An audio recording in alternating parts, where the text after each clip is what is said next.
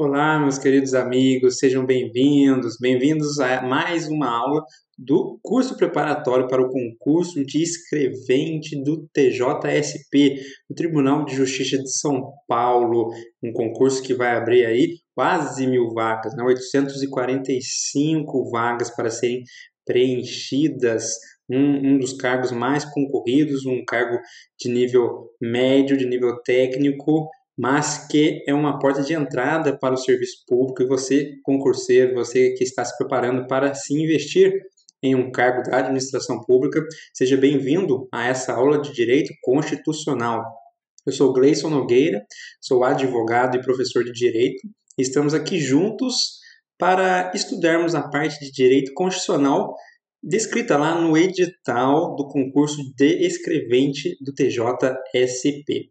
E como vocês bem viram lá, para o edital, temos ali, que vai cair na sua prova, os seguintes assuntos. Os capítulos 1, 2 e 3 do título 2 da Constituição. O título 2 é o título que trata ali dos direitos e garantias fundamentais. E o capítulo 1, 2 e 3 vai tratar ali, respectivamente, dos direitos e deveres individuais e coletivos. O capítulo 2 vai ser os direitos sociais e o 3 será a nacionalidade, os direitos de nacionalidade. Além disso, o que tem também? Tem o capítulo 7, seção 1 e 2 do título 3 da CF, que trata da administração pública.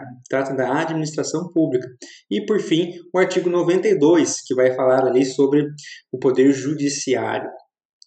É uma aula de revisão, portanto, vai ser aqui um apanhado do imprescindível, o apanhado do essencial para que você vá para a prova sabendo ali aquilo que você tem que saber.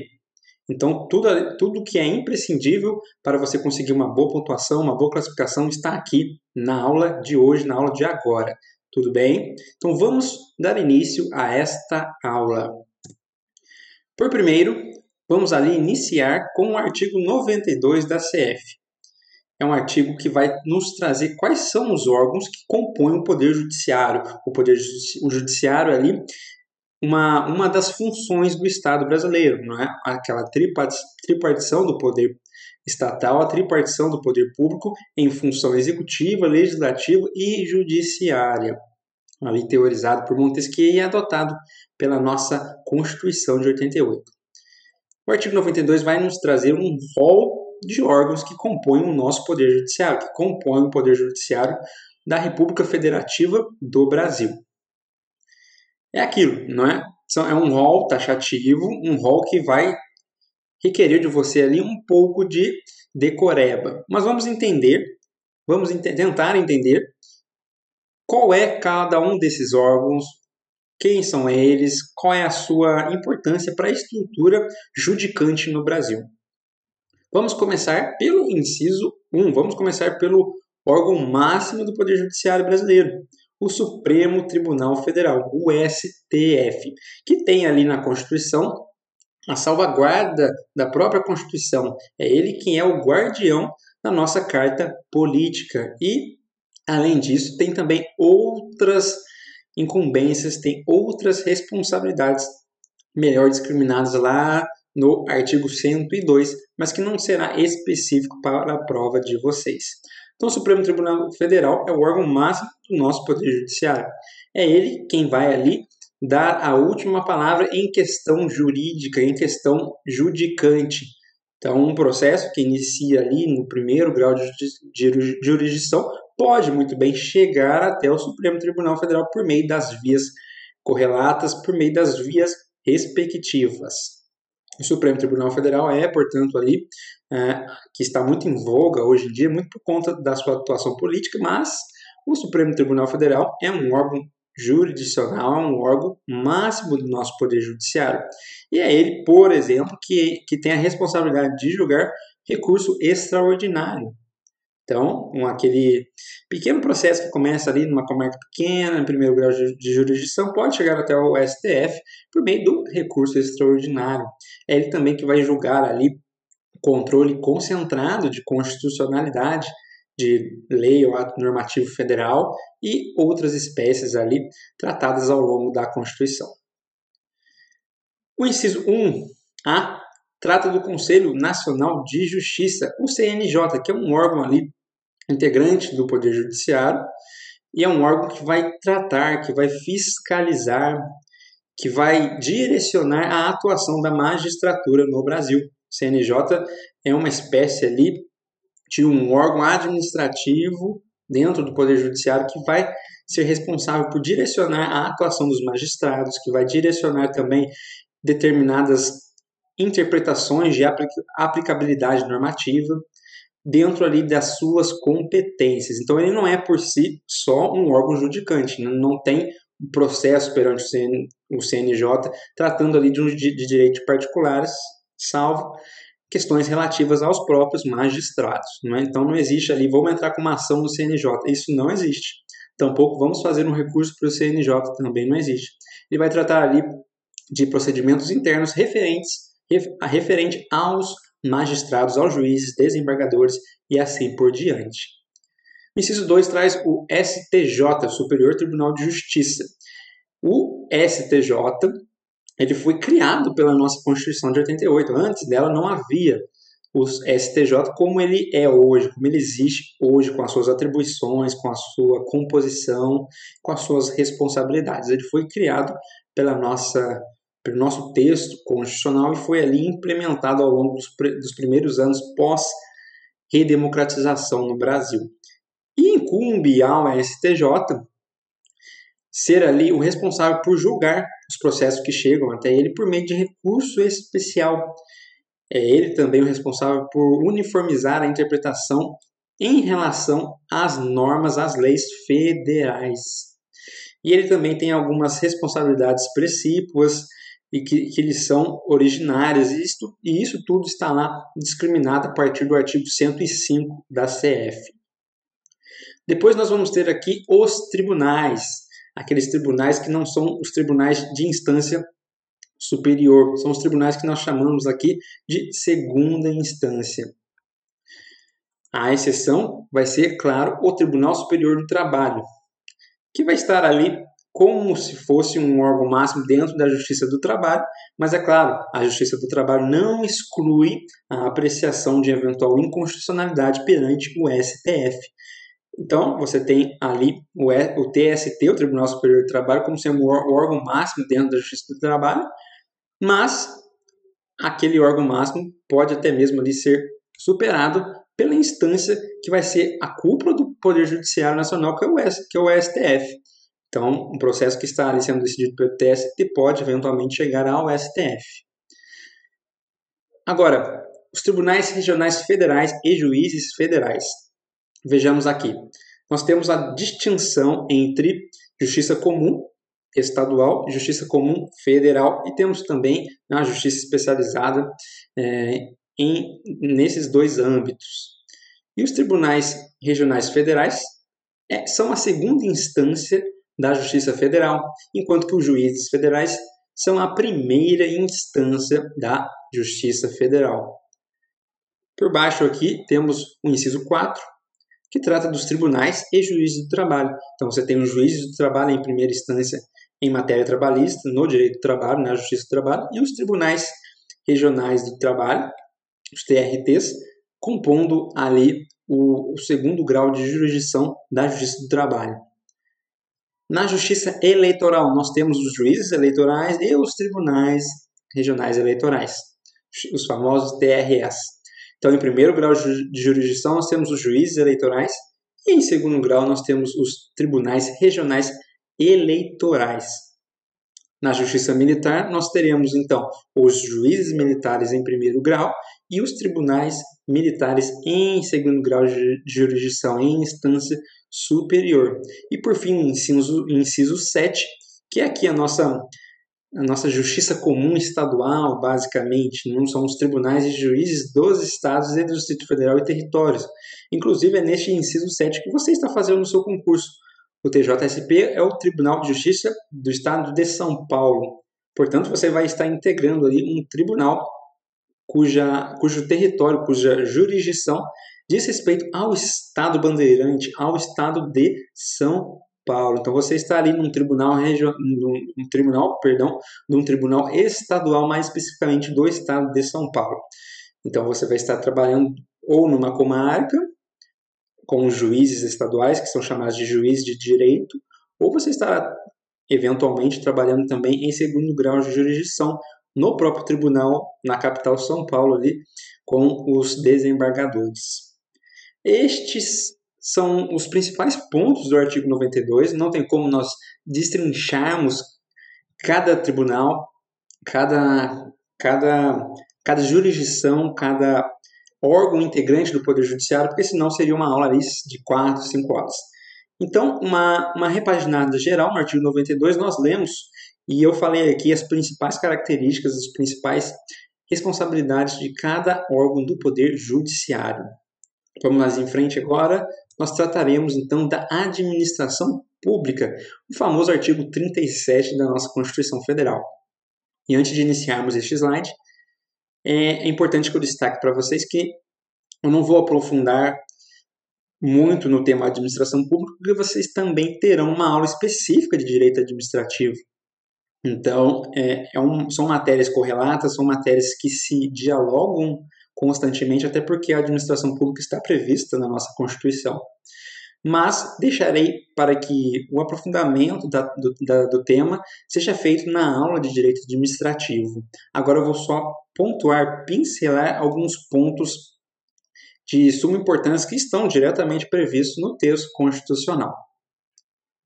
O artigo 37 caput da nossa CF vai dizer o seguinte, e que você vai trabalhar muito quando você tiver sido aprovado, e você vai ter que estudar muito esse artigo, justamente porque tenho certeza que muitas questões da sua prova vão ser originárias deste artigo. Então vamos ler. A administração pública direta e indireta de qualquer dos poderes da União, dos Estados, do DF e dos municípios obedecerá aos princípios, agora vamos lá, de legalidade, impessoalidade, moralidade, publicidade e eficiência. Nós temos aqui 5 princípios constitucionais que vão ser sensíveis à administração pública. Legalidade, impessoalidade, moralidade, publicidade e eficiência. Para você decorar isso, veja a sigla LIMP. L de legalidade, I de impessoalidade, M de moralidade, P de publicidade e E de eficiência. É o LIMP. São os 5 princípios constitucionais da administração pública. E não importa se você é da administração pública direta ou indireta. Não importa se você é o prefeito ou se você é um servidor de uma autarquia municipal. Não importa. Vocês têm que observar, todos aqueles que estão dentro da administração pública devem observar estes 5 princípios, dentre inúmeros outros também. O princípio da legalidade, o que ele nos diz? Quando falamos de legalidade para o particular, nós estamos querendo dizer que o particular pode fazer tudo aquilo que a lei não proíbe, correto? Agora, quando falamos de administração pública, é o contrário. A legalidade aqui vai ser um tom diferente, é um tom antagônico. A administração pública só pode fazer aquilo que a lei prevê. Então, enquanto eu, particular, posso fazer qualquer coisa desde que não proibido por lei, a administração pública só pode fazer aquilo que é permitido por lei. A lei tem que falar, a administração pública você só pode fazer isso, isso, isso. Se ela fazer algo além daquilo que está na lei, fere o princípio da legalidade. O impessoalidade, o que ele nos diz? Ele nos diz que você, membro, servidor, representante da administração pública, você trabalha e o fruto do seu trabalho é diretamente ligado ao Estado, à administração pública. Você, fulano, não é a administração pública. Você, fulano, não. O seu trabalho não é para você. Na verdade, é para o Estado. Então, a obra pública que o prefeito faz, ou que o presidente ou o governador faz, os projetos de lei que são aprovados pelo Poder Legislativo, eles não fazem em nome próprio. E nem pode. O princípio da impessoalidade é justamente isso. Desassociar a figura do gestor público, a figura do servidor, da figura do Estado, em que pese a responsabilidade dos agentes públicos pelos atos ali feitos em nome do Estado, o trabalho dele não é feito em nome próprio e nem pode ser. O princípio da impessoalidade nos traz basicamente essa ideia, basicamente esse direcionamento. É como se fosse, por exemplo, ali um governo e neste governo as obras estampassem o rosto do gestor público, estampassem o nome dele, o nome do partido dele, estampassem ali o slogan da candidatura dele. Não. Vai estar lá no outdoor a insígnia daquele estado, daquele município ou da União, vai estar a insígnia ali daquele órgão da administração pública, mas não vai estar o rosto do gestor, não vai estar ali o rosto do diretor da autarquia, porque isso fere o princípio da impessoalidade. Moralidade. Bom, nós precisamos traçar aqui que a atuação da administração pública tem que seguir um norte, tem que seguir um mínimo ético. Mas esse mínimo ético não é apenas no campo das ideias, não. A moralidade ela está dentro da Constituição. Todos os princípios norteadores que a Constituição nos traz, todos os princípios devem ser observados pela administração pública. Além disso, todo aquele cunho moral, todo aquele cunho do dever ser, também deve ser igualmente observado pela administração pública, porque senão fere-se o princípio da moralidade. Imagine um gestor público patrocinando eventos que buscam efetivar ou compondo eventos que buscam ali aumentar o uso de drogas no país ou que vise aumentar o consumo de bebidas alcoólicas ou coisas do tipo. Veja que isso, além de ferir alguns princípios expressamente previstos na nossa Constituição Federal, também fere aquele mínimo ético, que fere também aquele mínimo de senso moral que a administração pública deve seguir por próprio mandamento constitucional. A publicidade, por sua vez, nos diz que todo ato, via de regra, todo ato da administração pública deve ser de publicidade ampla, deve ter ali a sua publicidade veiculada, não pode ter ato sigiloso, via de regra. Claro que existem exceções, mas a regra é a administração pública não pode ter uma atuação sigilosa. Os seus gastos, as suas receitas e as suas ações na prática não podem ser ali escondidas por um véu de sigilo. Não. Você quer ter acesso a certo documento, você quer ter acesso a certo orçamento, você deve buscar isso. E não se pode tentar barrar este direito, que não é só uma obrigação constitucional da administração pública, mas é também um direito seu, que você vai ler depois no artigo 5º da nossa CF. E por fim temos a eficiência, que talvez seja ali o princípio que menos seja observado nos dias atuais.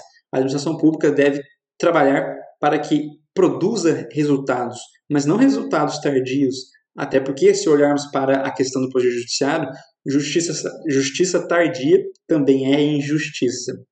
Então o princípio da eficiência vai nos trazer que a administração pública deve gerir os seus recursos, gerir o seu material humano da melhor forma possível, para que haja mais produtividade em menos tempo e com menos gasto, com menos despesas. Esses foram os 5 princípios constitucionais da administração pública, os 5 maiores princípios que existem, que é o LIMP: legalidade, impessoalidade, moralidade, publicidade e eficiência. Agora, um último ponto importante da administração pública no direito constitucional, na nossa Constituição, é o inciso 2 do artigo 37. A investidura em cargo ou emprego público depende de aprovação prévia em concurso público de provas ou de provas e títulos, de acordo com a natureza e a complexidade do cargo ou emprego, na forma prevista em lei, ressalvadas as nomeações para cargo em comissão declarada em lei de livre nomeação e exoneração. Ora, você não está participando de um concurso público?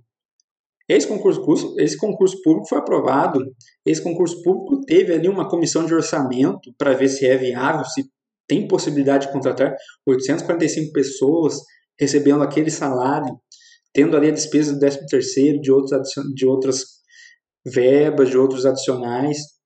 Então tudo isso teve que ser aprovado, tudo isso teve que ser sopesado. E para alguém ser escrevente, técnico judiciário, tem que passar nesse concurso, tem que ser aprovado, tem que ser depois lá habilitado até tomar posse. o gestor público, presidente do Tribunal de Justiça, não pode, via de regra, olhar para a pessoa e falar, eu quero que você seja escrevente, vai lá, tome posse. Não existe isso, salvo alguns casos de cargo em comissão e dentre outros dentro ali do Poder Judiciário. Mas o cargo de escrevente é um cargo que tem que ser por investidura, porque ele segue a regra. E a regra é concurso público para entrar na administração pública. Quer ter um cargo público? Faça concurso. Essa é a regra. Claro, mais uma vez há exceções, mas a regra é esta. E onde está a regra? Está aqui, acabei de ler para vocês, artigo 37, inciso 2. Então, se você se deparar na prova ali com um cargo, e este cargo foi feito sem observância da legislação e em desconformidade com o artigo 37, inciso 2, o prefeito foi lá e nomeou para trabalhar dentro de uma repartição pública o cunhado dele, além de ferir alguns princípios do artigo 37 caput, fere também a questão da investidura no serviço público, fere também o inciso 2. Então, estes foram os principais pontos da administração pública dentro da nossa Constituição. Como eu disse, vocês terão um pouco mais de profundidade nisso quando vocês estiverem ali atentos às aulas de Direito Administrativo, também como forma de preparação para o concurso de escrevente. Seguindo adiante, nós chegamos então ao ponto principal da nossa Constituição e talvez o ponto principal do seu edital, que são os direitos e garantias fundamentais. Os direitos e garantias fundamentais foram ao longo de séculos sendo conquistados pela população em face do Estado. Os direitos e garantias fundamentais eles consistem em uma invocação da dignidade da pessoa humana. Eles consistem na invocação de um mínimo de proteção que se deve ter, que se deve observar. E este grau de proteção do ser humano, ele deve ser observado tanto por outros seres humanos, como também e principalmente pelo Estado. Até porque, historicamente falando, os direitos e garantias fundamentais surgem justamente para parar o abuso do Estado, o abuso do governante em face do particular, em face do indivíduo. Os direitos e garantias fundamentais, então, eles são um ápice do movimento constitucionalista. Eles são ali o grande dínamo que move toda a estrutura jurídica, toda a estrutura do Estado brasileiro e da maior parte dos países no mundo. Agora, o que é importante para a sua prova? Qual que é a diferença entre direito e garantia fundamental? Será que eles estão lá só para fazer horas? Será que eles estão lá só para gastar mais tinta? Não. Quando falamos em direito fundamental, nós falamos em matéria, nós falamos em conteúdo material. É aquele direito que você tem e está previsto na Constituição. A sua vida é um direito constitucional previsto lá no artigo 5º. Então veja que isso é matéria, ou seja, qual é o seu direito? Qual é o bem jurídico? Vida. Quem tem esse direito? Você. Então veja que isso aqui é um conteúdo material, então, portanto, ele é o direito fundamental. Agora, e a garantia fundamental? Qual é o papel dela? Bom, a garantia, ela nada mais é do que um instrumento, é um meio, ali uma ferramenta para que o direito material, para que o direito fundamental seja observado, seja ali na prática respeitado. Então a diferença é essa, direito fundamental, conteúdo material, e garantia fundamental é um instrumento. Como que você, perante o Poder Judiciário, ou perante o Estado, perante as autoridades públicas, faz observar o seu direito fundamental. Agora, o que pode ser muito também difícil de compreender, e essa incompreensão pode te atrapalhar a resolver questões, a interpretar as questões, é a diferença entre direito fundamental e direitos humanos. Quando eu falo de vida, eu estou falando de direito fundamental? Eu estou falando de direitos humanos? Qual é a diferença, então? Será que a vida é um direito fundamental ou um direito humano? Ou será que é os dois? Ou será que não é nenhum? Bom, quando falamos na nossa ordem interna, quando falamos aqui dentro da jurisdição brasileira, dentro do arcabouço normativo e jurídico, nós estamos falando em direito fundamental. Agora, quando este mesmo direito que estamos falando, por exemplo, direito à vida, está previsto num tratado internacional de direitos humanos, ele é um direito humano.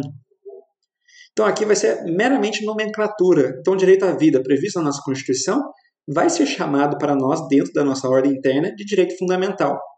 Enquanto que aquele direito à vida, por exemplo, previsto no Pacto de São José da Costa Rica, vai ser para a ordem externa um direito humano, apenas para fins técnicos, apenas para fins redacionais, de nomenclatura. Na prática, a proteção vai ser ali quase que idêntica. A prática, a importância deles é a mesma. A diferença vai ser mesmo na questão técnica jurídica de tratamento. Então, um direito que está previsto na ordem interna, aqui no Brasil, é chamado de direito fundamental. E na ordem internacional, na ordem externa, de direito humano. Agora, o direito fundamental, por quê? Por que é chamado disso aqui no Brasil? Porque o Constituinte assim quis. Se você pegar o título 2 da CF, vai estar escrito direitos fundamentais. Ele poderia lá colocar direitos humanos? Poderia. Como que nós trataríamos, então, de direitos humanos também aqui dentro da nossa ordem interna? Mas o Constituinte de 88 quis adotar a expressão direitos fundamentais. E, portanto, nós tratamos aqui de direitos fundamentais. Ele poderia ter escolhido outro nome e estaríamos fazendo menção a este outro nome. Agora, quem é titular de direitos fundamentais no Brasil? Quando eu falo de direito à honra, quando eu falo de direito à vida, quando eu falo de liberdade de crença, quando eu falo de liberdade de expressão, eu estou falando que quem tem esse direito? Sou eu, Gleison? É você que está assistindo essa aula? É o bebê dentro da barriga da mãe? O titular de direitos fundamentais no Brasil são duas pessoas, as pessoas naturais e as jurídicas. São esses dois grupos que são titulares de direitos fundamentais no Brasil. Mas você deve estar se perguntando, e esse asterisco? Pois bem, há uma distinção. Primeiro, pessoa natural. É qualquer ser humano. Basta que você seja humano para que você, dentro do Brasil, seja titular de direitos fundamentais. Vamos lá, direito à saúde. Você brasileiro, tem direito? Tem direito. Então, se você for atropelado por um carro, você tem direito de ir até o SUS, no pronto atendimento? Tem. Agora, um cidadão americano ou um cidadão russo, um cidadão japonês, ele tem direito? Ele tem esse direito aqui no Brasil de usar o nosso sistema público de saúde? Tem também. Por quê? Direito à saúde, como vocês verão, é um direito social. Além disso, os direitos sociais são direitos fundamentais. Portanto, basta que você seja humano para que você usufrua daquele direito. Então, qualquer pessoa natural, o neném na barriga da mãe também é uma pessoa natural. Até porque é assegurado no Brasil os mesmos direitos que uma pessoa já nascida tem também ao nascituro, que é a pessoa que está ainda em gestação. E que, uma vez nascido com vida, se transforma, adquire a capacidade jurídica e pode ser taxado de pessoa natural. Mas desde antes do nascimento, o nascituro tem os direitos e garantias fundamentais igualmente tutelados. Agora, as pessoas jurídicas, por que o asterisco? Bom, há aqui uma distinção feita pela jurisprudência, inclusive a jurisprudência do STF. As pessoas jurídicas são titulares de direitos fundamentais no Brasil? Sim, mas naquilo que lhe couber. Então, quando falamos em direito de locomoção, uma pessoa jurídica, vamos pensar numa grande multinacional, ela tem direito de se locomover? Bom, fisicamente é impossível, né? Não estamos falando de mudar as suas instalações, mas de se mover, né? Dela mesma sair com as próprias pernas. Isso é impossível. Mas ela tem honra? Tem. Ela tem ali direito de livre iniciativa? Tem, até porque ela nasce de uma livre iniciativa. Então eu não posso ferir este direito dela? Não pode, porque ela é titular destes direitos fundamentais. Então veja, quando falamos em direitos fundamentais que são aplicáveis às pessoas jurídicas, que são no mundo real possíveis de serem exercidos pelas pessoas jurídicas, então elas são titulares daqueles direitos. Ao contrário, se tem algum direito que é impossível uma pessoa jurídica praticar, ela não será, por obviedade, titular daquele direito. Mas fique com isso em mente. Pessoas naturais e pessoas jurídicas são ambas titulares de direitos fundamentais no Brasil. Os direitos fundamentais, eles não serão aplicados daqui 10 anos, 20, 30, 40, 50 anos. Eles têm aplicação imediata. Isso está lá no artigo 5º, em um dos seus parágrafos. Aplicação imediata. Isso significa dizer que, uma vez previsto na Constituição, tanto os particulares quanto o próprio Estado não podem deixar de observar os direitos e as disposições constitucionais pertinentes. Então, se eu tenho direito à vida ali, pouco importa se necessita de maiores explicações, pouco importa se precisa de melhor regulamentação, ele tem aplicação imediata. Não pode deixar de ser observado por ninguém, nem por particular, nem pelas autoridades públicas. Os direitos fundamentais não são feitos para serem observados daqui a 20 anos, como muita doutrina, como muita jurisprudência antiga dizia sobre, por exemplo, os direitos sociais. Não, eles têm que ser implementados agora. Os direitos, as disposições que existem na Constituição são implementadas de imediato. Além disso, os tratados e as convenções internacionais de direitos humanos, aprovados com quórum de emenda constitucional, serão equivalentes às emendas constitucionais. Bom, se estamos diante de um tratado ou convenção internacional, ele pode adentrar a nossa sistemática jurídica ou como norma infralegal ou como uma norma que se equipara, que é equivalente às emendas constitucionais, formando o bloco de constitucionalidade. Então vamos aqui, temos a Constituição e temos, via de regra, as leis infraconstitucionais. Se ele vier com um quórum sem ser de emenda constitucional, ele entra acima das leis, mas abaixo da Constituição. Agora, se ele adentrar, se ele for votado pelo nosso Congresso com quórum de emenda, que é 2 turnos nas 2 casas, devendo ser aprovado em todas essas votações com 3/5 dos votos, ele entra ao lado da Constituição, ele entra fazendo parte da Constituição, do texto constitucional. Ele fica ao lado da Constituição, portanto, ele é equivalente a ela. Ele fica ao lado porque ele é equivalente às emendas constitucionais. Então, nós temos aqui a Constituição e formando também igualmente este bloco com a mesma importância, com a mesma eficácia, com os mesmos efeitos jurídicos, nós temos tratados e convenções internacionais de direitos humanos, desde que aprovados com quórum de emenda constitucional. Então, isso é muito importante.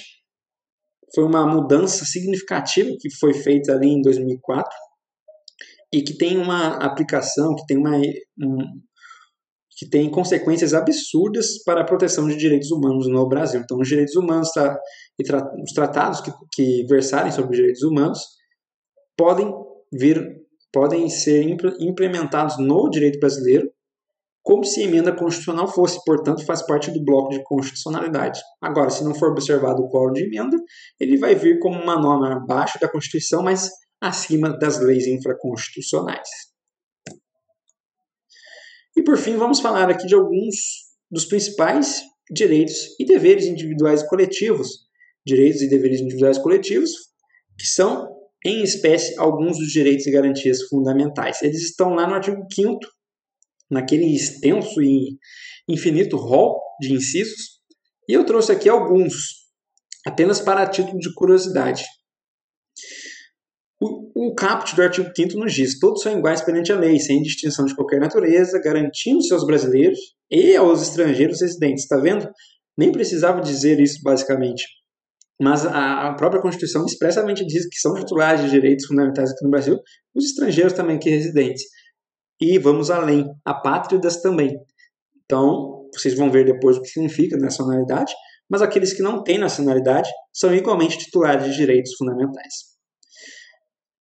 Garantindo-se aos brasileiros e estrangeiros residentes no país a inviolabilidade do direito à vida, à liberdade, à igualdade, à segurança e à propriedade.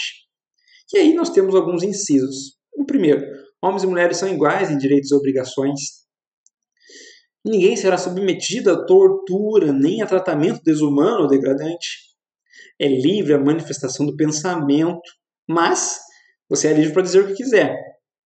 Se isso configurar crime e você estiver falando anonimamente, o seu anonimato não é protegido, o seu anonimato não é preservado. É inviolável a liberdade de consciência e de crença.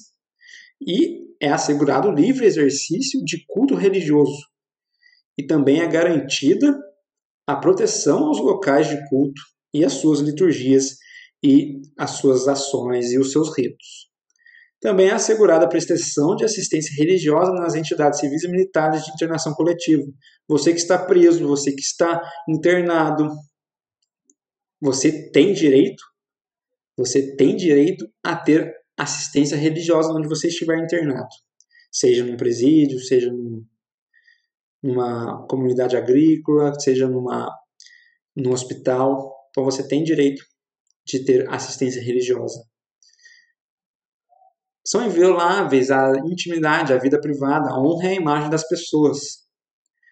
E uma vez que isso seja ali ferido, é assegurado para você o direito de indenização por dano material e moral decorrente.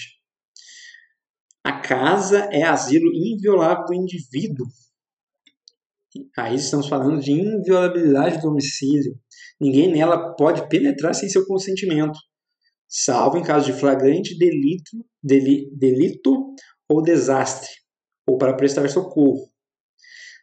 Mas, durante o dia, você pode ter o seu domicílio violado por determinação judicial, para, por exemplo, cumprir um mandado de prisão. Você está ali fazendo esse concurso, vai confeccionar muito mandado de prisão a mando do juiz, vai confeccionar muito ali mandado de emissão na posse, mandado de despejo, né?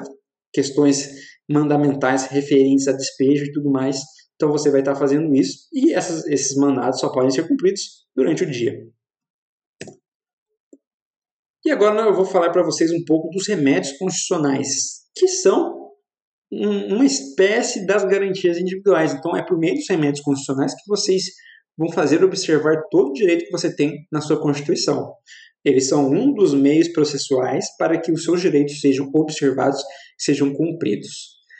Eles fazem parte do rol de direitos fundamentais porque eles são, na verdade, garantias fundamentais. Eles não têm conteúdo de direito, portanto não são direitos fundamentais.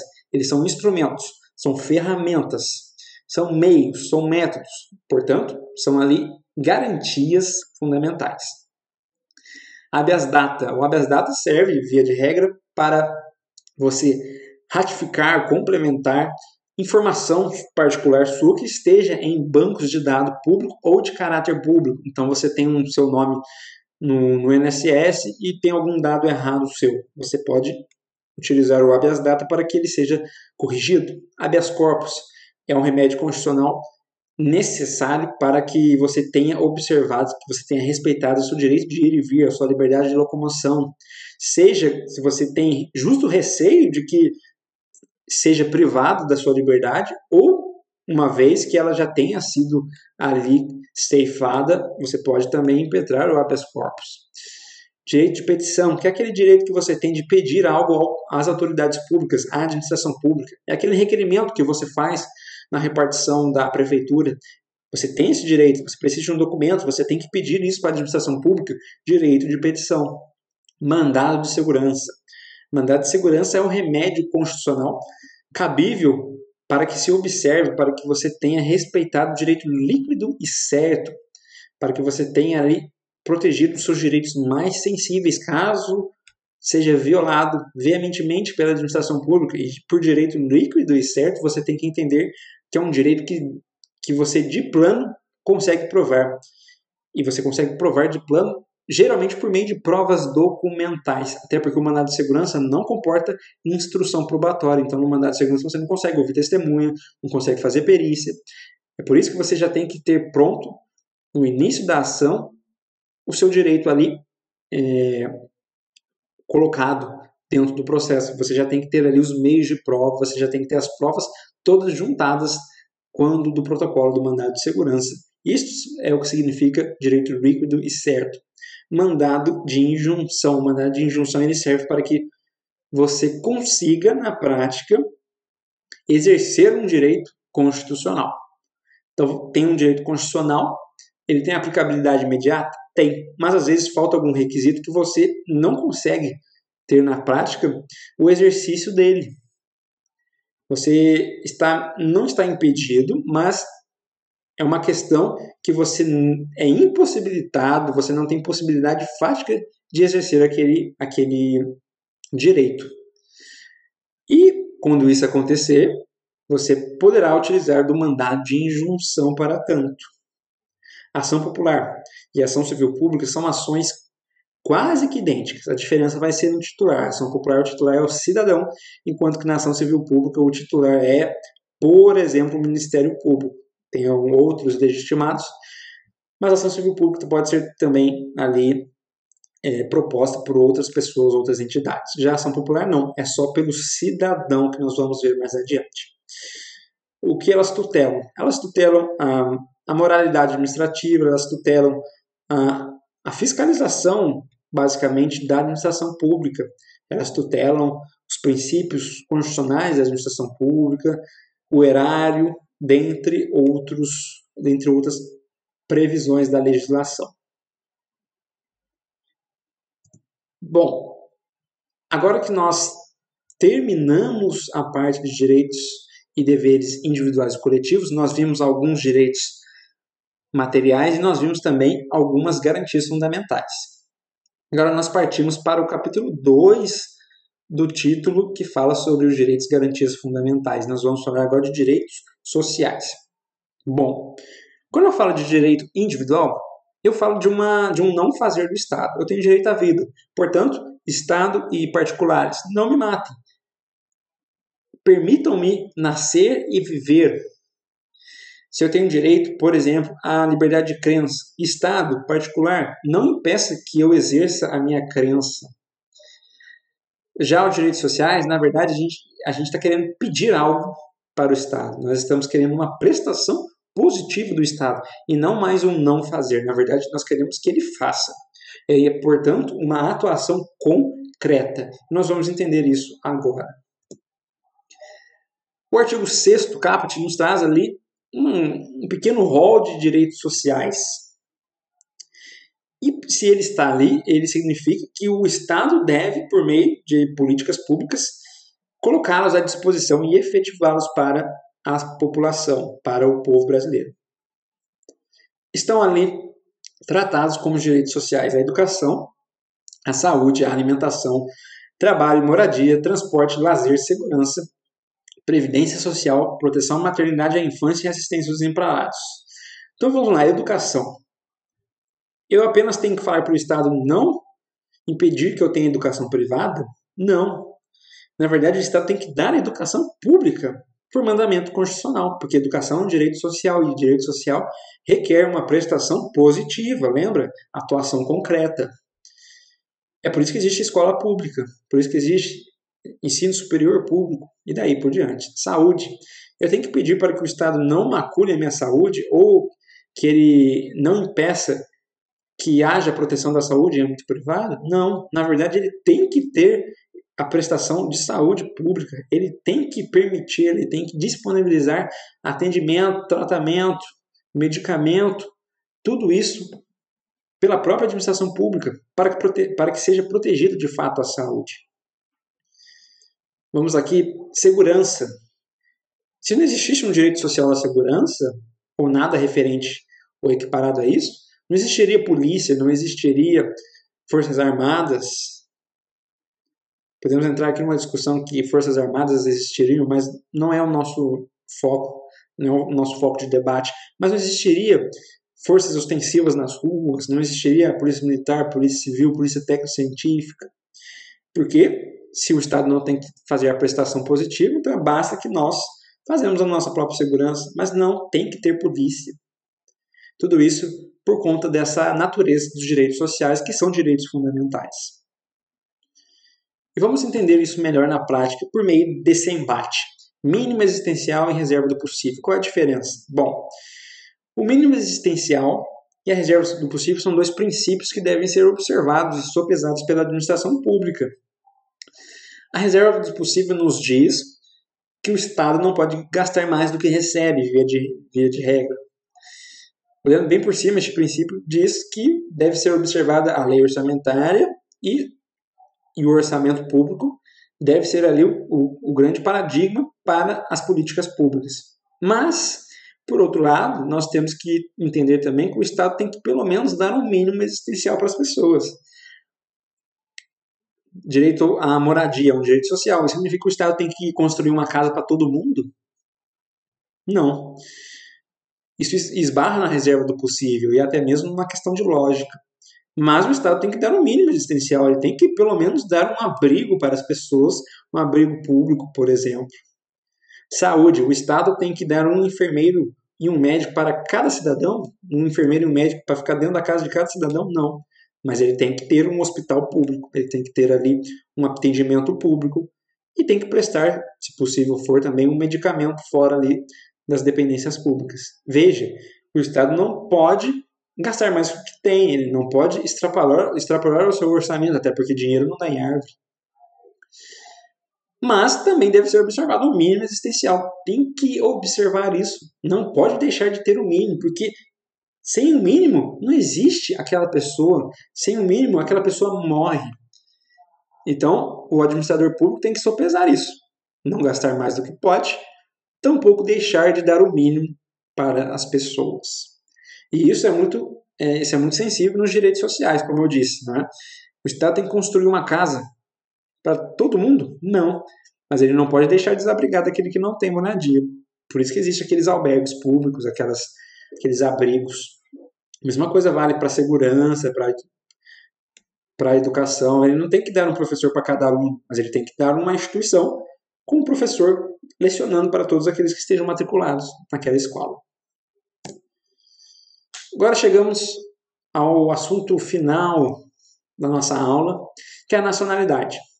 E um conceito de nacionalidade bem básico para nós entendermos o que ela é. Ela é um vínculo, ela é um elo que une uma pessoa a um Estado. E esse vínculo ele tem duas naturezas, ele é jurídico e político. Ele é jurídico porque, no caso do Brasil, você está tendo uma observação da norma constitucional, você tem ali uma relação de direito. Se você preenche os requisitos, você é nacional. E político por quê? Porque uma vez nacional, uma vez preenchidos os requisitos, você tem capacidade de adentrar na política do Estado brasileiro. E política, nós nos remetemos à Grécia Antiga na ideia de o bem da cidade. Ou seja, na verdade, da administração do Estado. A política diz respeito à tomada de decisão dentro de um Estado. Portanto, se você é nacional aqui, no caso do Brasil, você tem uma relação de direito com o Estado brasileiro e, por meio dessa relação de direito, você pode participar das tomadas de decisão do Estado brasileiro, se candidatar, votar, etc. Agora, quem é brasileiro? Quando falamos de nacionalidade brasileira, quem vai ser brasileiro? Eu sou brasileiro, mas por quê? Porque eu preencho requisitos da Constituição, uma relação jurídica. Brasileiros natos, artigo 12, inciso 1. São aqueles que nasceram na República Federativa do Brasil, ainda que de pais estrangeiros. Mas esses pais estrangeiros não podem estar a serviço do seu país. Exemplo. Meus pais são brasileiros, eu nasci no Brasil. Sou brasileiro nato. Meus pais são russos. Eles trabalham para uma empresa de automóveis e essa empresa de automóveis é uma empresa privada. Eles estão no Brasil. Eles têm um filho. O filho é brasileiro nato. Entenderam o exemplo? Um exemplo contrário. Desses mesmos russos. Eles estão aqui, mas eles são cônsules ou embaixadores. Ou seja, eles estão a serviço do Estado deles. Eles estão a serviço da Rússia. O filho deles nasce aqui. Ele é brasileiro nato? Não é. Entendeu? Não é brasileiro nato. Os nascidos no estrangeiro, de pai brasileiro ou mãe brasileira, desde que qualquer deles esteja a serviço do Brasil. Então vamos lá. Meus pais são brasileiros, estão nos Estados Unidos. Eles estão lá porque eles estão de férias. Eles são embaixadores, mas eles estão de férias, eles estão a serviço. Eu nasci lá. Sou brasileiro nato? Não sou. Via de regra, não sou. Agora eles são embaixadores, mas não estão de férias. Foram para lá, nasci lá. Eles estão a serviço do Brasil. Sou brasileiro nato? Sou brasileiro nato. A linha C. Os nascidos no estrangeiro, de pai brasileiro ou de mãe brasileira. Desde que sejam registrados, ou seja, esses nascidos sejam registrados em repartição brasileira competente, lá no país que eles nasceram. Ou venham a residir aqui no Brasil e optem a qualquer tempo, depois dos 18 anos, depois da maioridade, pela nacionalidade brasileira. Esse C complementa o B. Então imagina que meus pais estejam de férias nos Estados Unidos e eu nasço lá.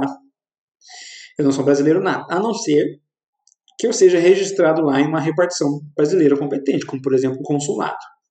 Aí eu sou brasileiro nato, aí eu sou brasileiro nato. Ou nasci lá, Estou com 25 anos, vim aqui no Brasil, vim morar no Brasil. Eu posso optar pela nacionalidade brasileira. Aí eu vou ser brasileiro nato. Compreendem? É o caso do Rodrigo Maia, né? Quando ele se candidatou, o político Rodrigo Maia se candidatou para ser presidente da Câmara dos Deputados, teve aquela embate. Ele é brasileiro nato ou não é? Porque ele nasceu em outro país, mas ele foi registrado em repartição pública competente. Eu não sei se os pais estavam a serviço do Brasil, mas de fato é que ele nasceu no estrangeiro, mas ele é brasileiro nato por conta dessas regras do artigo 12. Agora, quem são os naturalizados? Eles não são brasileiros natos, mas são naturalizados. Quem são eles? Aqueles que adquiram a nacionalidade brasileira na forma da lei, exigidas aos originários de países de língua portuguesa, apenas residência por 1 ano ininterrupto e idoneidade moral. Então você vai ter a legislação infraconstitucional que vai regulamentar isso. Agora, para aqueles que são de língua portuguesa, por exemplo, Moçambique, Cabo Verde, Portugal, se eles vierem morar aqui no Brasil, um nacional de lá, desses países lusófonos, venham morar no Brasil, eles têm que observar aqui 2 requisitos. O objetivo, que é o temporal, deve residir aqui por 1 ano ininterrupto. E idoneidade moral, que vai recair ali um requisito quase que subjetivo, né? Você não comete crimes, você não é uma pessoa não grata no país.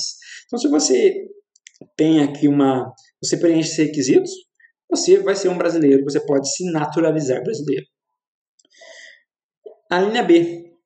São brasileiros naturalizados, os estrangeiros, aí de qualquer nacionalidade, que residam aqui no Brasil há mais de 15 anos ininterruptos e sem condenação penal. Uma vez que eles vão requerer a nacionalidade brasileira e preenchem isso, eles são brasileiros naturalizados. Então você veio da Coreia do Sul, faz 20 anos que você veio. Requisito objetivo. Primeiro requisito objetivo, temporal. E tem também um outro requisito objetivo aqui. Não é subjetivo, como no A, idoneidade moral, mas é objetivo também. A linha B traz 2 requisitos objetivos, enquanto a A traz um objetivo e um, via de regra, subjetivo. Além dos 15 anos ininterruptos, você, sul-coreano, não pode ter condenação penal. Então você não pode ali ter sido condenado por crime. Então se você mora 20 anos aqui, 24 anos, e não foi condenado por nada, né? Basicamente você pode requerer a sua naturalização, você vai ser brasileiro nato. Qual que é a diferença disso, né? Tem diferença? Bom, vamos entender isso, né? Eu sou brasileiro nato, naturalizado. O que isso implica na prática? Bom, a lei, veja só, a lei, e quando fala lei aqui, a Constituição quer dizer a lei infraconstitucional. A lei infraconstitucional não poderá estabelecer distinção entre brasileiros natos e naturalizados. Então, tem os mesmos direitos, salvo nos casos previstos na Constituição. Então vamos lá. A Constituição diz que tem uma distinção em certa oportunidade entre brasileiro nato e naturalizado. Pode? Pode. Agora, uma lei feita por um governador de estado pode fazer distinção? Não pode. Se não tiver previsto na Constituição, não pode fazer a distinção. Então, brasileiro naturalizado e brasileiro nato têm, via de regra, os mesmos direitos, as mesmas prerrogativas. Apenas a Constituição pode fazer ressalvas. Esse é o parágrafo 2º do artigo 12. Agora, o próprio parágrafo 3º, logo em seguida, já traz para a gente a grande distinção entre brasileiro nato e naturalizado, que são os cargos privativos. A própria CF traz ali no parágrafo 3º, inciso 12, diferença entre brasileiro nato e naturalizado. Diferença que vai ser ali de cargos que são privativos dos brasileiros natos. Então, eu sou brasileiro naturalizado. Posso concorrer a esse cargo? Não posso. Só brasileiro nato.